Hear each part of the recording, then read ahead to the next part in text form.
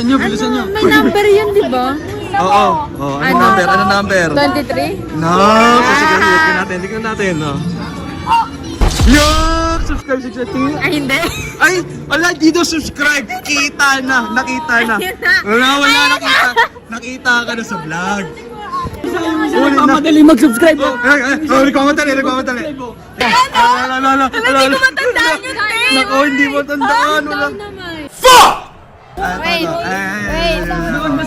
Bagong palit. Bagong palit. Pero pag bagong palit, di ba?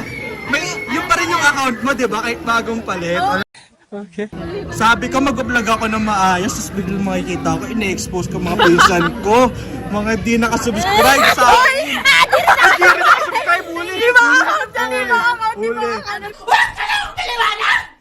Ay, ikaw. Cellphone. Cellphone.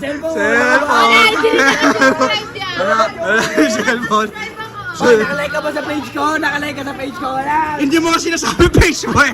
Bruh, chill. Tunay ka bang pinsan? Ano? Tunay ka bang pinsan? Sobrang ko naman. Sobrang inim. O, ito mga ngayon lang.